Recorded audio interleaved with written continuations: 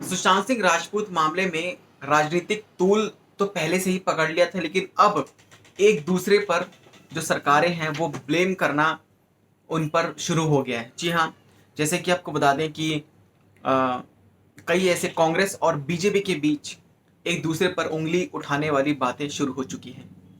संदीप सिंह को लेकर ये सारी बात हुई है। जी हाँ, संदीप सिंह जो कि सुशांत सिंह राजपूत को अपना अच्छा दोस्त बताते हैं, कांग्रेस के कोई वरिष्ठ नेता हैं सिंघवी जी, उन्होंने जो बताया है, उन्होंने बोला है कि बीजेपी के बड़े खास हैं संदीप सिंह। संदीप सिंह जो है बीजेपी के एक बड़े खास हैं। संदीप सिंह कोई आम आदमी नहीं है। संदीप सिंह ने एक फिल्म बनाई थी नरेंद्र मोदी, जो कि बायोपिक थी उनकी, और उनकी जो फिल्म है उसके पोस्टर लॉन्च पर देवेंद्र फडणवीस आए थे, जो कि मुंबई के पूर्व सीएम थे। वो आए थे वहाँ पे। जी हाँ, और उन्होंने बताया कि सुशांत सिंह राजपूत केस में संदीप सिंह पर जो बड़े आरोप लग रहे हैं, क्या संदीप सिंह ने आखिर संदीप सिंह ने क्या संदीप सिंह ही वही था जिसने बीजेपी कार्यालय में 53 कॉल्स किए थे और अपने लिए सुरक्षा चक्र की मांग की थी। मतलब उनको सुरक्षा चाहिए, उनको इस केस से दूर रखा जाए। इन बातों पे जो कांग्रेस नेता है उन्होंने बोला है। और उन्होंने बीजेपी पर हमला करते हुए ये भी बोला है कि आखिर संदीप सिंह को कौन बचा रहा है, कौन संदीप सिंह को बचाने की कोशिश कर रहा है, कौन है संदीप सिंह का आका। जी हाँ, और आपको बता दें कि जो कांग्रेस के जो नेता हैं उन्होंने ये भी कहा कि किसी संदिग्ध व्यक्ति का सीधा संबंध एक सत्तारूढ़ी पार्टी से होता है तो देश जानना चाहता है कि किससे जुड़े हैं तार, बीजेपी में किससे है संबंध। उन्होंने ये बात बोली है। इसी के साथ उन्होंने संदीप सिंह का जो बीजेपी के साथ जो कनेक्शन है, जो स्ट्रॉन्ग कनेक्शन है, उसका एक और उन्होंने बात बोली है। उस पर उन्होंने बोला है कि संदीप सिंह को आखिर किसने मोदी जी की बायोपिक बनाने की इजाज़त दी, आखिर किसने दी।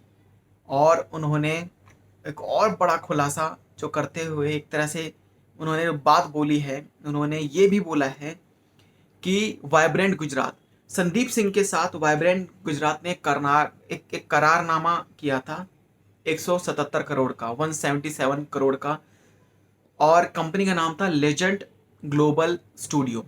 लेजेंड ग्लोबल स्टूडियो एक बनना था जिसमें एक 177 करोड़ का करारनामा हुआ था।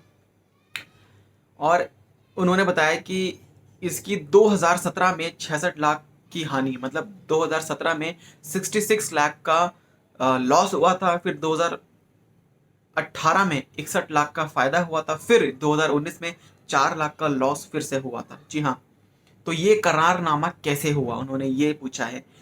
क्या इसलिए ये इतनी हलचल हो रही है कि मॉरिशस का हल कैसे निकला।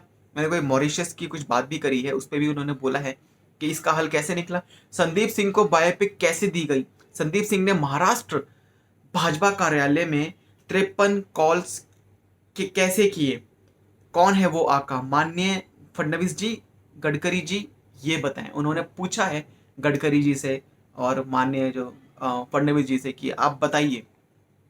साथ ही उन्होंने ये भी एक और खुलासा किया है कि जब ड्रग्स वाली बात जो आई है, जैसे व्हाट्सएप चैट जो लिंक हुई है एक तरह से, जिसमें रिया चक्रवर्ती की 2017 की जो चैट है, 17, 18, 19 की जो चैट जो सामने आई है, तो इस पे उन्होंने बीजेपी पर निशाना साधा है और ये बोला है कि जब पता था कि इतना बड़ा ड्रग रैकेट चल रहा है मुंबई में, तो फडणवीस जी उस टाइम पे सीएम थे, तो उन्होंने क्यों नहीं इस बात पर ऑब्जेक्शन किया, उन्होंने क्यों नहीं इस बात पर केस किया, या उन्होंने क्यों इस बात पर इस पूरे ड्रग्स केस में उन्होंने क्यों कोई कदम नहीं उठाया। ऐसा जो कांग्रेस के नेता है उनका कहना है।